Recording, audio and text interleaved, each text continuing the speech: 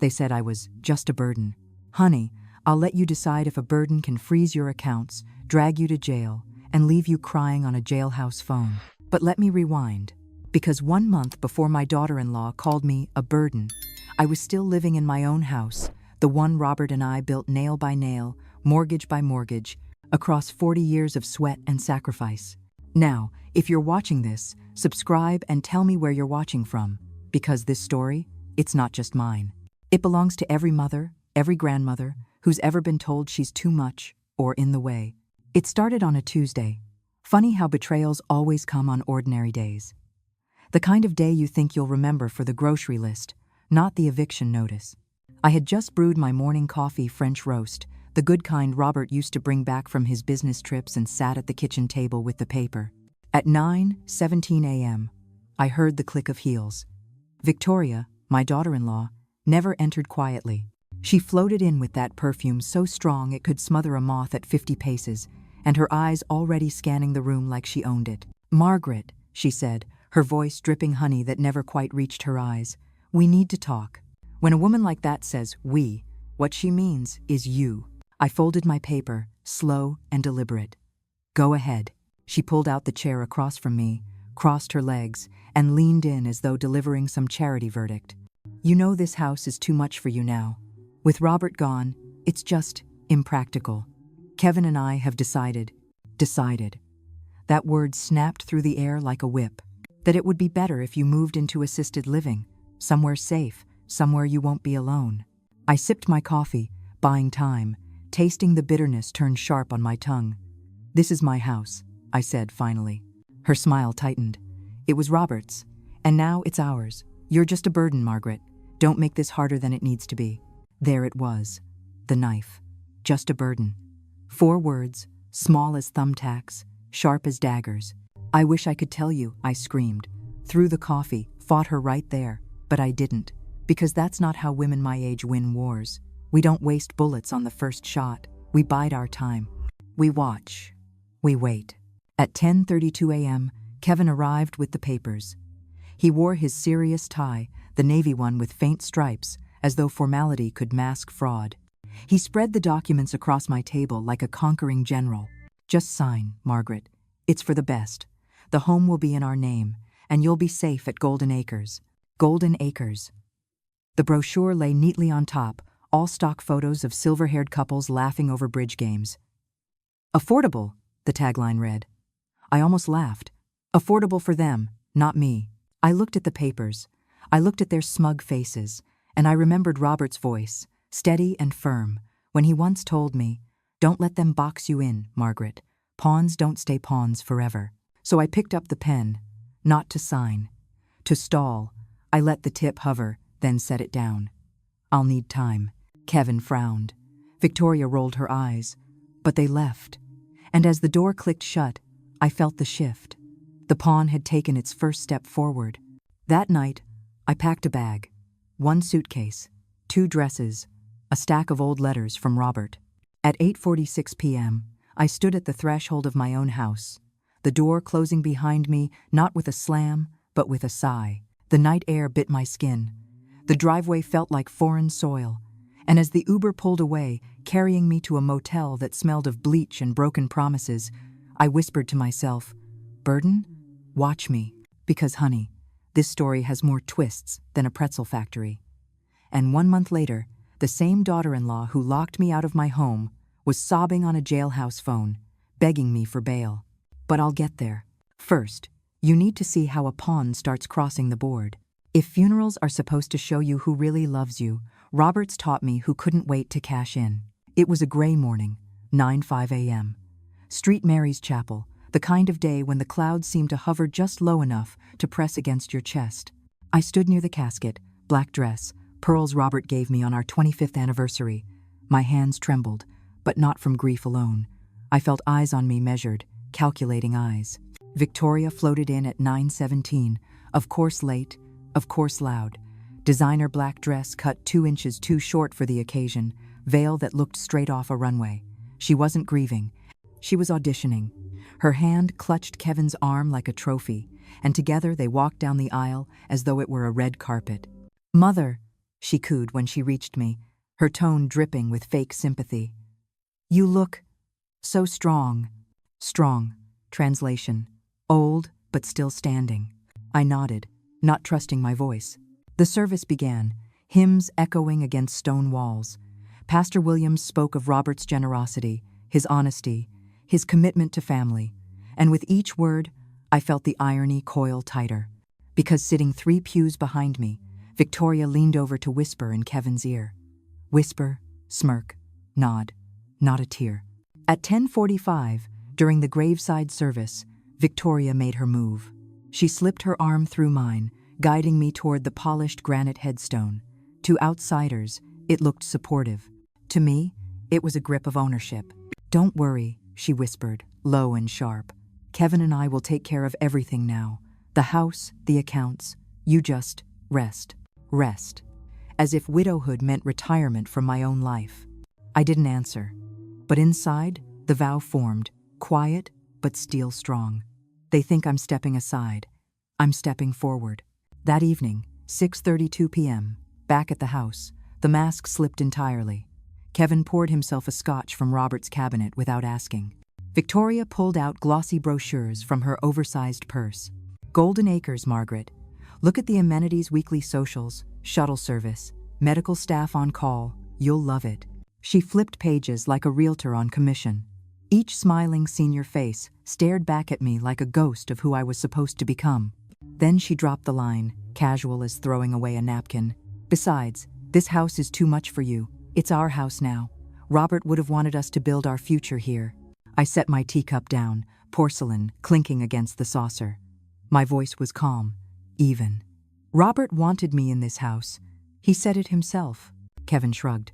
Sentiment doesn't pay the bills. Victoria leaned back, triumphant smirk in place. Don't drag this out, Margaret. Just sign the papers. Don't make us the bad guys. Just sign. Don't make us the bad guys. As though their cruelty depended on my compliance. I looked at her, really looked. The mask of dutiful daughter-in-law had dissolved.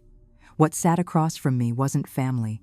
It was a vulture in designer heels, circling the spoils. At 8:15 p.m., after they'd retired upstairs, they're upstairs now, I sat in Robert's study. His chair still smelled faintly of aftershave. I opened the desk drawer and found it, a worn envelope marked, "For Margaret." Inside, the first page of his will. Not the whole thing, but enough. His handwriting in the margin, "Don't let them box you in." By 9:02 p.m., the vow hardened into strategy. This wasn't just about surviving. It was about reclaiming. When Victoria descended again at 9:30 to remind me about touring Golden Acres on Friday, her tone sugary as arsenic, I simply smiled. Of course, dear, I'll think about it. She left satisfied, mask firmly back in place. But I knew what she didn't. The mask had cracked, and I'd seen the face beneath. And once you see the face, honey, you never forget it. Because this story, it doesn't end with brochures and pity. It ends with steel doors slamming, orange jumpsuits, and her voice breaking on a jailhouse phone, begging me the so-called burden for bail. But first, she had to lock me out, and that, my dear, became her biggest mistake. You never forget the exact moment your child, or in my case, your daughter-in-law, decides you're disposable. For me, it was 2:14 p.m. on a Tuesday, and the sound was the deadbolt clicking shut on the front door of the house I'd lived in for 43 years. Victoria's voice came first smooth, rehearsed, merciless. Margaret, it's time. You can't stay here anymore. Kevin and I have made a decision. Made a decision. As if my life were a board meeting, and I was the agenda item to be cleared. I stood there in the entryway, suitcase already packed from the night before. Why? Because I knew this moment was coming. Victoria's smile at breakfast had been too tight. Kevin's polite silence too forced. You don't survive 67 years as a woman without learning to hear the cracks in people's tone.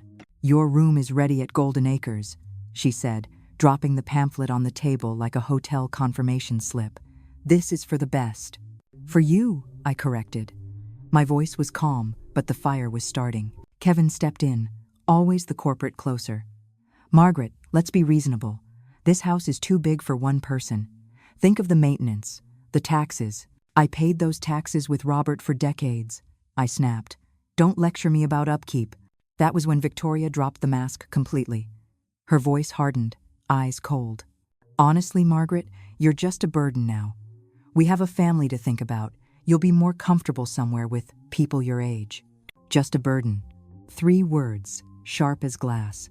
I felt them slice through every year I had cooked her dinners, bought her gifts, babysat her children so she could run off on vacations with Kevin. I packed the last photo album into my bag. 43 years of marriage, reduced to 2 suitcases and 1 box. Victoria checked her watch like I was making her late for a spa appointment. "Kevin, help her with the bags," she said. Kevin lifted them with the efficiency of a man taking out trash. He even gave me a rehearsed smile. "You'll love the independence, Margaret." Independence. That was their word for exile. By 3:05 p.m., I was in the back seat of their BMW, my life's possessions stacked beside me. As we pulled away from the house, my house, I kept my eyes on the rearview mirror. Oakwood Drive shrinking into the distance. The shutters Robert had painted himself gleaming in the Sunday. Every brick held my fingerprints. And yet to them, I was an intruder. We didn't drive to Golden Acres. No, that was too neat, too clean.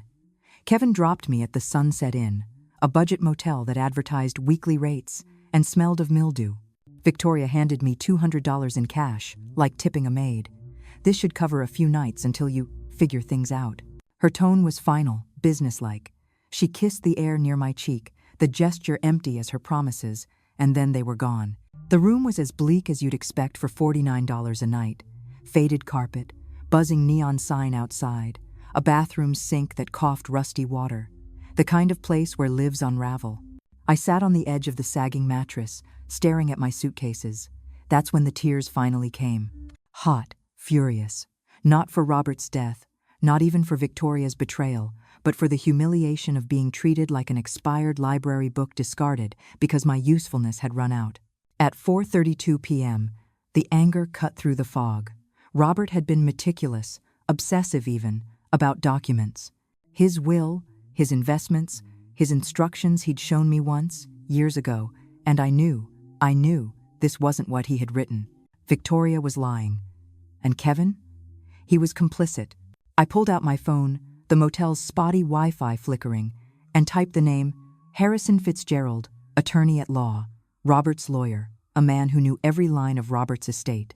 His office was downtown, 20 minutes by bus. The fare would eat into my $200, but dignity has no discount. I booked the route. Tomorrow, at 9 a.m., I would be there. Because, honey, here's what Victoria didn't understand. When you corner a woman who has nothing left to lose, you don't get compliance. You get claws. She thought she locked me out. In truth, she had just unlocked the fight of my life. And if you're watching this, don't forget to subscribe, because what comes next makes her little eviction stunt look like child's play. The next morning, I stood at the corner of Maple and 6th, clutching 2 things: a bus ticket and the last shred of my dignity. My suitcases were back at the Sunset Inn, guarded by a lock that looked like it had survived the Cold War. But I wasn't worried about thieves. What could they possibly steal that Victoria hadn't already taken? At 8:55 a.m., I walked into the marble lobby of Fitzgerald & Associates. The place smelled of leather and power, the kind of office where lives were dismantled and rebuilt with the stroke of a pen. The secretary, a thin woman with horn-rimmed glasses, looked me up and down like she wasn't sure if I belonged. "Name?" she asked. "Margaret Sullivan. I'm here about my husband's estate." Robert Sullivan. Her eyes flicked, something like recognition sparking. "Of course, Mrs. Sullivan. One moment." 5 minutes later, Harrison Fitzgerald himself appeared. 72 years old, silver hair like polished steel, and eyes that saw more than you wanted them to. "Margaret," he said warmly. "My dear, I was wondering when you'd come in. I tried calling your house, but Victoria told me you were traveling." Traveling. I almost laughed. That was one word for being dumped in a motel with $200 in hush money. "Mr. Fitzgerald," I said, my voice steadier than I felt. "I need to know the truth about Robert's will." He looked puzzled. "Didn't Victoria provide you with your copy?" I gave her the original and 3 duplicates after the reading. My blood turned cold. "Reading? There was a reading?" "Yes, 2 weeks ago. You were supposed to be there." His face darkened. Victoria said you were too distraught to attend. She assured me she'd take care of everything for you. I clenched the strap of my handbag so tight my knuckles went white. She told me Robert left me nothing, that she inherited everything, the house, the investments, all of it. The old lawyer froze. For a second, I thought he'd have a stroke right there. Then his jaw tightened, and he pulled a thick file from the cabinet behind his desk. That's impossible. Your husband was very specific about his wishes. He opened the file, flipped through neatly tabbed pages, and laid one document on the desk in front of me. I recognized Robert's handwriting, instantly precise, confident, signed, and notarized. I, Robert James Sullivan, being of sound mind and body, do hereby bequeath to my beloved wife, Margaret Ann Sullivan, the following. My eyes raced down the page. Our primary residence at 847 Oakwood Drive, including all furnishings and personal effects. 70% of all financial assets, investments, and accounts totaling approximately $23 million. The words blurred. I had to blink twice to make sure I wasn't hallucinating. 23 million, the house, everything that mattered. And to my daughter Victoria Sullivan Hayes, Harrison read aloud, his voice sharp now, I leave $10 million to be held in trust until her 45th birthday, contingent upon her treatment of her mother following my death. I sat back in the chair, dizzy, contingent. That one word changed everything. You're saying, I whispered. Harrison leaned forward. I'm saying your husband knew. He suspected Victoria's attitude, her entitlement. He put in safeguards to ensure you would be cared for. And if Victoria failed to treat you with respect and dignity, her inheritance would revert entirely to you. My mouth went dry. So when she threw me out, she forfeited her inheritance. Harrison finished grimly. The entire $10 million now belongs to you. Margaret, you aren't penniless. You are the sole heir to $33 million, plus the house, plus personal property. The irony was so perfect it was almost comical. Victoria, in her greedy haste, had triggered the very clause designed to punish her. I laughed then, not the bitter sobs of the motel, but sharp, cold laughter that made Harrison's secretary peek through the door. Mr. Fitzgerald, I said, my voice like steel. What Victoria did throwing me out, lying about the will, is that. Fraud, he cut in. Elder abuse, forgery most likely, multiple felonies. I exhaled, steady now. So what do we do? Harrison smiled, the kind of smile lawyers save for courtroom victories. Now, my dear, we call the police, we freeze the accounts, and then… He slid the document back toward me like a weapon. We let Victoria learn that sometimes the pawn becomes the queen. I walked out of Fitzgerald's office at exactly 11:14 a.m., clutching the will like a sword. The same daughter who told me to find somewhere else to die had just handed me the power to end her charade. Because, honey, the game wasn't over. It was only just beginning. By the time I stepped out of Harrison Fitzgerald's office, the world looked different. The sky over downtown was the same pale blue. Cars honked, pedestrians bustled, buses roared by. But for me, the ground had shifted.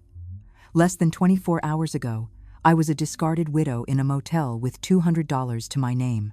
Now, I was the legal owner of a house worth millions, and the rightful heir to $33 million in assets. At 11:37 a.m., Harrison's office became command central. He dialed the bank first. His voice clipped. Professional, lethal.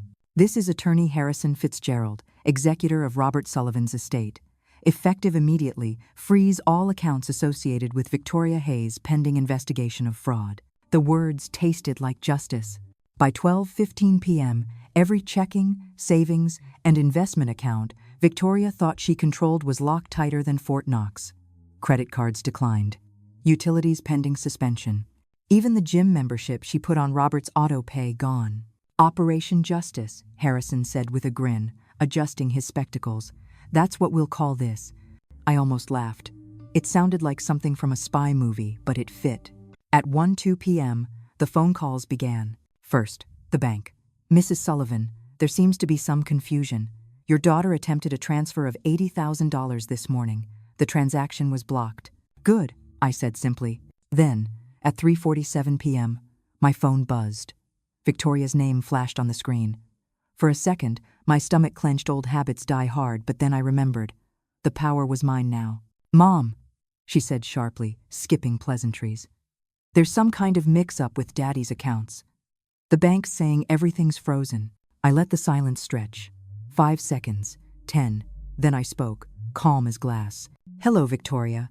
I'm sitting in Harrison Fitzgerald's office. You remember him? Daddy's attorney.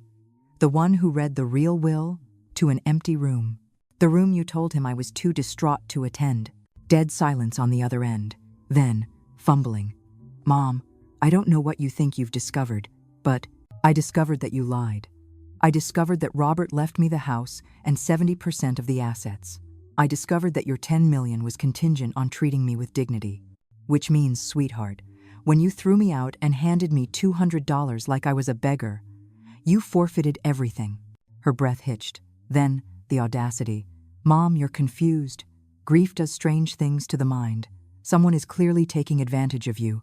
Stop. My voice cut like a knife. For decades you rolled your eyes at me, dismissed me, treated me like I was just the wife. And yesterday you told me I was just a burden. Let me make something clear. You don't inherit a dime. Every penny you thought was yours is mine. She snapped then, dropping the act. You wouldn't dare press charges against your own daughter. I smiled. Harrison gave me a nod. I delivered the line like a dagger. Watch me. Click. I ended the call. At 4:20 p.m., Detective Rodriguez entered Harrison's office. Tall, no nonsense, with a notebook in one hand and eyes that had seen every scam in the book. Mrs. Sullivan, Mr. Fitzgerald briefed me. What your daughter did qualifies as elder abuse, fraud, and attempted theft. We'll need statements, copies of documents, and the forged will she presented. I'll give you everything, I said. Every receipt, every lie. Rodriguez nodded. Good. Because this isn't just a family dispute anymore. This is criminal. By 6 p.m., I was back at the Sunset Inn, but the room no longer felt like exile. It felt like a war room. On the nightstand, Robert's true will, a legal pad full of Harrison's instructions, and Detective Rodriguez's card. Outside, neon lights flickered. Inside, I poured myself a paper cup of bitter motel coffee and rehearsed the moment over and over. Victoria's silence when I told her the truth. The panic in her voice when her lies unraveled. The woman who called me a burden had no idea that by this time tomorrow, the only thing she'd be burdened with was felony charges. I stared at the cracked ceiling, clutching the will. For the first time in weeks, I felt steady. Victoria thought she had locked me out. But honey, I had just unlocked the law, the bank, and the police. And when they came knocking, she'd learn exactly what it feels like to be left outside. Justice doesn't wait for family dinners, it walks straight into them. At 8:30 p.m., the very next evening, Detective Rodriguez called me. Her voice was sharp, businesslike. Mrs. Sullivan, we're moving tonight. Your daughter and her husband are having dinner at Leonard's downtown. We'll make the arrests there. I almost dropped the phone. At the restaurant? In public? That's the point, she said. No wiggle room, no excuses. Everyone sees the truth. By 9 p.m., I was sitting in Harrison's office again, sipping his secretary's terrible chamomile tea. My hands shook, but not from fear. Anticipation. After decades of being invisible, I was about to watch Victoria's mask crack in front of an audience. At 9:14 p.m., my phone buzzed. Rodriguez again. It's done. Victoria screamed about false arrest. Kevin demanded his lawyer, but they're both in custody. I closed my eyes. The relief was sharp, almost painful. For the first time since Robert's funeral, I felt safe. But safety doesn't last long in this game. The next morning, I opened my motel door at 7:02 a.m. to find a woman standing there. Perfectly coiffed hair, dripping with jewelry, and a face that had been practicing disdain for 3 generations. Mrs. Sullivan, she said smoothly. I'm Eleanor Hayes, Kevin's mother. May I come in? She didn't wait for permission. She swept past me like she owned the Sunset Inn, her perfume battling the mildew in the air. Margaret, she began, settling into the wobbly chair by the window. We need to discuss this situation rationally. Rationally, I almost laughed. Her son had forged legal documents to steal my inheritance, and her idea of rational was to negotiate like it was a country club dispute over tennis courts. Kevin made some poor choices, Eleanor continued, folding her manicured hands. But prosecuting him seems vindictive, don't you think? I stared at her. Vindictive? He helped throw me out of my own house. He loaded my suitcases like I was trash. She waved a jeweled hand. Kevin was following Victoria's lead. You know how persuasive she can be. He didn't understand the full situation. I leaned forward. He forged documents, Mrs. Hayes. That's not persuasion. That's a felony. Her smile didn't falter. Kevin's legal team believes we can reach a settlement that benefits everyone. You get your house back. Victoria faces some appropriate consequences, and Kevin avoids the publicity of a trial. Appropriate consequences, I repeated, letting the words hang in the stale motel air. Yes, she smoothed her silk skirt. Kevin's family is prepared to compensate you for your inconvenience. Let's say $2 million in exchange for dropping the charges against Kevin. $2 million for stealing $33 million. For fraud, for betrayal, for humiliation. I laughed. A short, sharp laugh that made Eleanor's smile flicker. Mrs. Hayes, your son helped steal everything I owned, and you think $2 million covers that? Her eyes narrowed. Be realistic, Margaret. Kevin has a career, children, a reputation to maintain. Sending him to prison serves no one. It serves justice, I shot back. The mask slipped then, just for a second. Her eyes hardened, her tone dropped. $5 million, final offer. The amount was staggering, enough to tempt a weaker woman. But I wasn't weak anymore. No, I said firmly. She stood, smoothing her jacket, composure restored. Very well. But you should know Kevin's legal team has found some interesting information about your husband's business practices. It would be unfortunate if that became public during a trial. There it was, the threat. Not even subtle. What kind of information? I asked, my voice steady. The kind, she said softly, that might make you reconsider who the real criminal in this situation was. With that, she walked out, leaving a trail of perfume and poison. At 10:12 a.m., I was back in Harrison's office, Eleanor's words still ringing in my ears. They're bluffing, I said. Harrison didn't look so sure. Maybe. Or maybe Kevin's financial network dug up something real. If Robert had irregularities in his business, it could complicate the case. I clenched my fists. So now they're blackmailing me with Robert's ghost. He sighed. Margaret, sometimes enemies don't stop when they're caught. Sometimes that's when they get truly dangerous. I leaned across his desk, voice low, steady. Then let them come. I've been underestimated my entire life. Not anymore.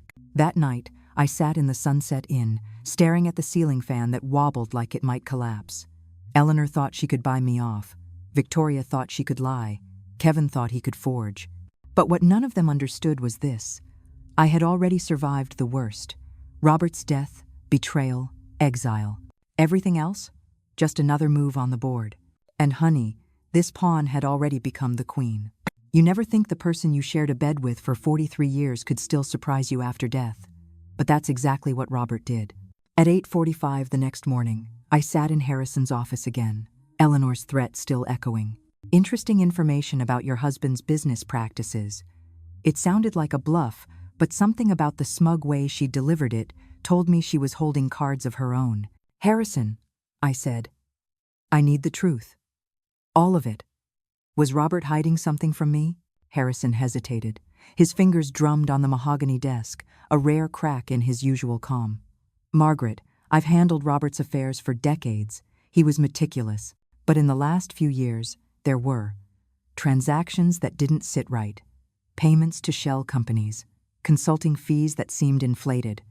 I assumed they were above board. Now Eleanor's using them to blackmail me.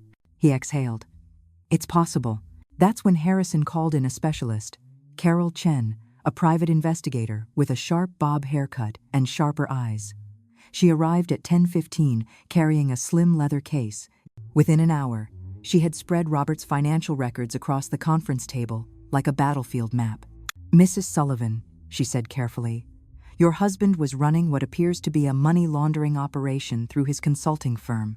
Millions of dollars flowed through dummy corporations over at least a decade. The words slammed into me like a car crash. That's impossible. Robert he was honest, old-fashioned. He balanced his checkbook with a fountain pen. Carol slid a document toward me. This payment here, $450,000 to Pacific Strategies LLC. That company doesn't exist. Same with 2 others. The dates line up with known transfers from organized crime families. The room tilted. Robert? My Robert? The man who still brought me flowers on anniversaries, who tutted at me for leaving lights on, who scolded Victoria for overdrawing her checking account in college? That Robert was laundering money? I clutched the edge of the table. How long? Based on these patterns, at least 12 years, Carol said softly. Maybe longer. 12 years. That meant birthdays, Christmases, vacations, all funded with tainted money. The diamond necklace he'd given me on our 40th anniversary suddenly felt like a chain around my throat. Harrison cleared his throat. There's more. The $10 million Robert left Victoria? It appears to have come directly from one of these accounts. If the FBI discovers this, they could seize everything as proceeds of crime. The house, the accounts, all of it. My stomach dropped. So Eleanor wasn't bluffing. Carol nodded grimly. Kevin's an investment banker. He would have recognized the patterns. My guess? They've already flagged it to the FBI as leverage. If they offer cooperation, they could cut a deal. The irony was so sharp it burned. The very people who defrauded me could walk free by handing Robert's crimes to the government. What are my options? I whispered. Legally, Harrison said, you can go to the FBI yourself, disclose everything. If you cooperate voluntarily, you may lose most of the money, but you could keep the house. They'll view you as a victim. And if I don't?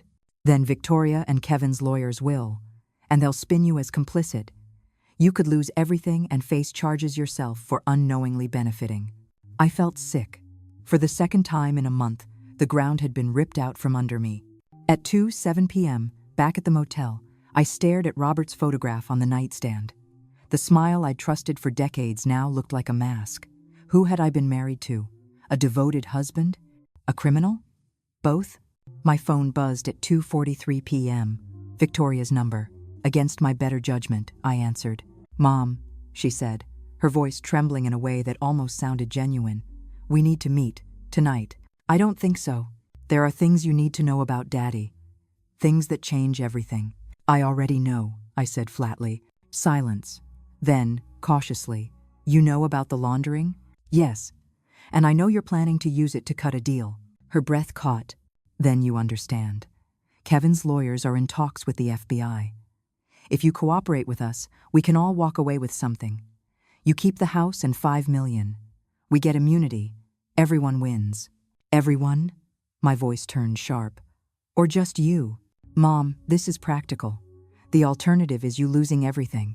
Do you really want to risk ending up with nothing? Alone, broke, humiliated? I stared at the peeling wallpaper of the Sunset Inn. Alone, broke, humiliated. That's exactly where I'd been when she locked me out. But this time was different. Victoria, I said slowly, you made one mistake. What's that? You think I'm afraid.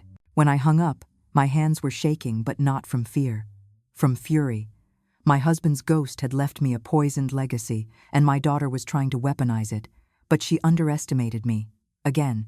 Because, honey, when the board is covered in lies, sometimes the only winning move is flipping the whole table. Fear used to be my constant companion. When Robert died, I feared the loneliness. When Victoria locked me out, I feared the future. But sitting in Harrison's conference room with Detective Rodriguez and a federal agent named Sarah Martinez across from me, fear wasn't the leading emotion anymore. It was anger.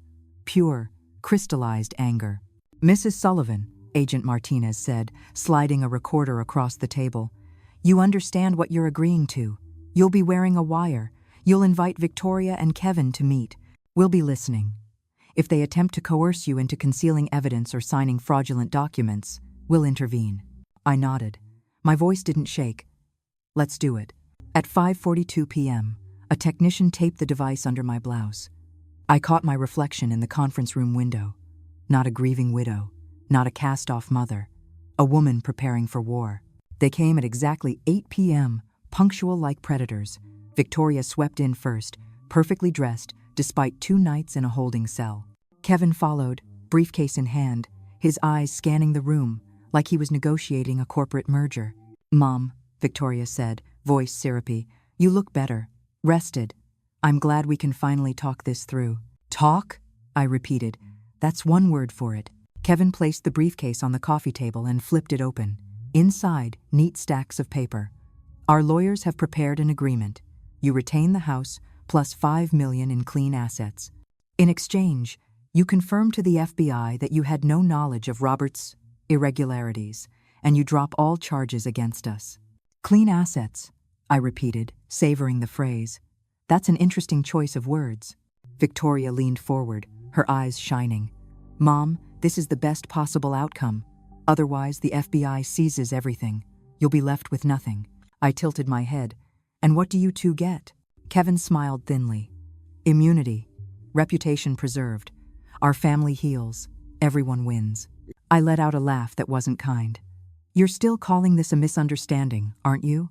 Forging documents, throwing me out, laundering money. Just one big misunderstanding. Kevin's jaw tightened. Margaret, let's stay focused. No, I snapped. Let's get clear. When exactly did you discover Robert's laundering? Before you married my daughter? Or after you decided to steal my inheritance? For the first time, Kevin's eyes flickered. Victoria glanced at him, her composure cracking. Margaret, he said slowly, that's not relevant. Actually, I cut in, lowering my voice. It's very relevant, because if you knew and stayed silent, you're an accessory. And if you only found out while committing your own crimes, that makes you unlucky. Either way, the FBI will have a field day. Their faces drained of color.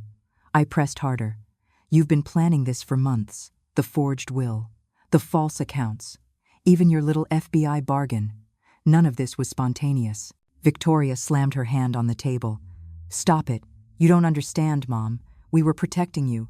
You've never managed large sums of money. We couldn't let you ruin everything Dad built. I leaned back, cold smile on my lips. Protecting me? By throwing me into a motel with $200?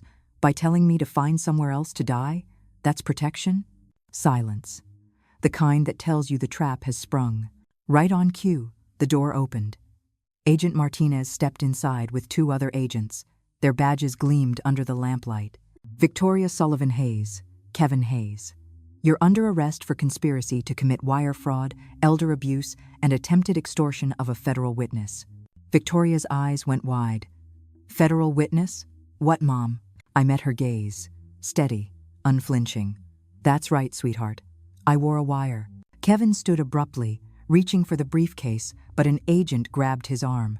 The papers spilled across the floor like confetti at a funeral. This conversation is over, Martinez said flatly. By 9:12 p.m., they were in handcuffs, their perfect composure gone. Victoria turned to me, mascara streaking. Mom, how could you do this to your own family? The same way you forged a will to steal from me, I said evenly.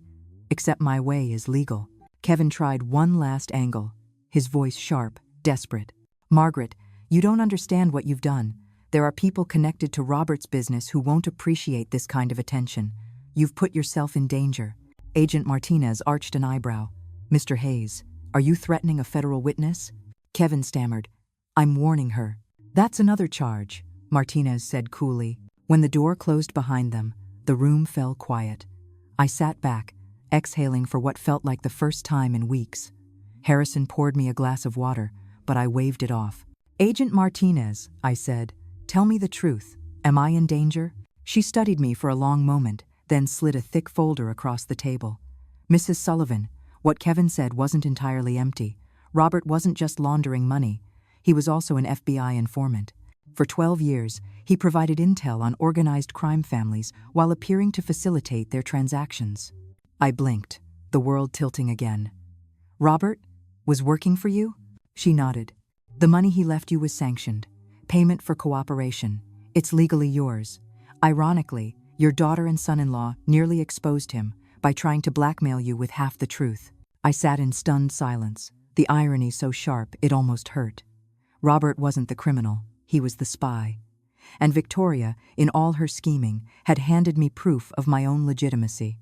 At 9:30 p.m., I walked out of Harrison's office into the cool night air. The city lights shimmered like chess pieces scattered across a board. For weeks, I'd been the pawn everyone shoved aside. But tonight? Honey, I was the queen. And the game was mine. 6 weeks after Victoria and Kevin were led out in handcuffs, I stood in my kitchen again. My kitchen. Sunlight poured through the windows Robert had always insisted on keeping covered with heavy drapes. I'd replaced them with white linen. The room smelled of coffee and lemon polish. For the first time in decades, it looked like me. I leaned against the counter, sipping from a blue mug I'd picked out myself. A sound carried through the house, soft laughter from the contractors repainting the guest room. That laughter didn't sting anymore. This wasn't Robert's shrine or Victoria's prize. It was my home, and I was finally free to shape it. The legal process was brutal, but swift. Within 48 hours of their arrest, every forged document was cataloged, every fraudulent transaction traced. The FBI called it one of the cleanest elder fraud cases in years. Harrison called it Operation Justice, Part 2.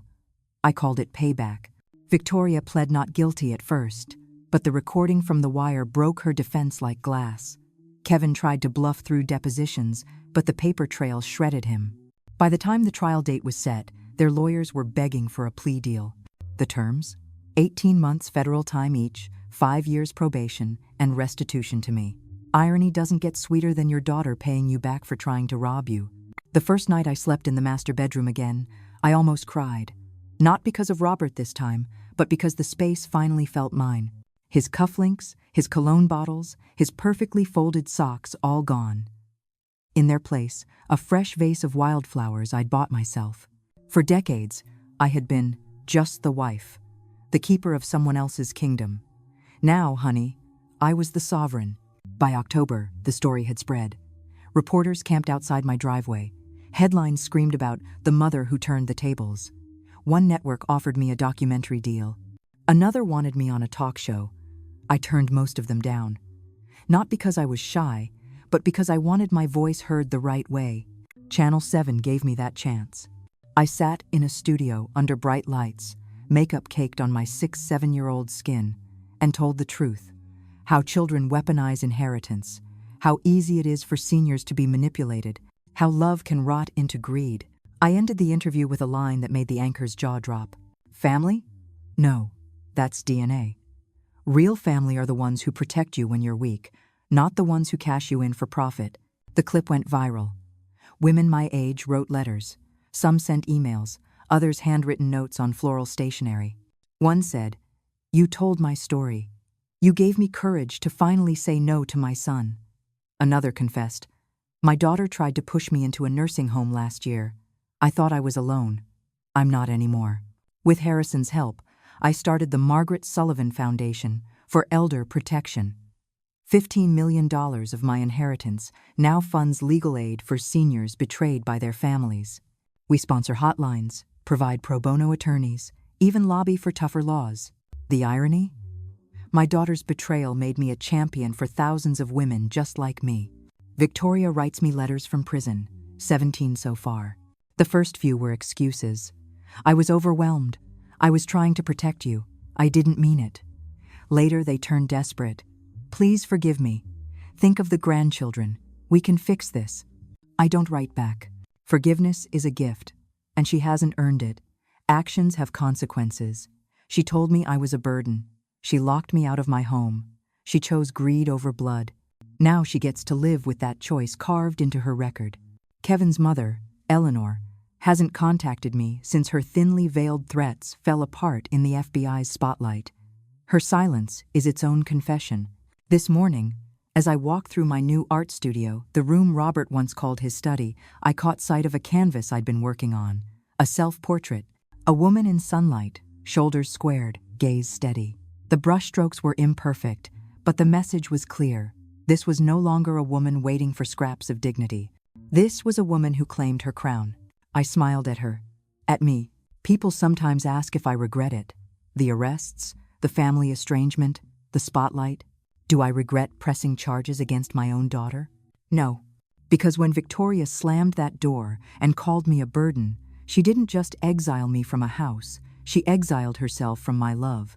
She mistook DNA for loyalty, and she learned, the hard way, that betrayal has a cost. So, here's my final word, honey. The best revenge isn't just surviving. It isn't even winning in court. It's becoming everything your enemies swore you could never be. Independent, respected, powerful. Thanks for listening. If you're watching this, subscribe and tell me your story, because your voice matters.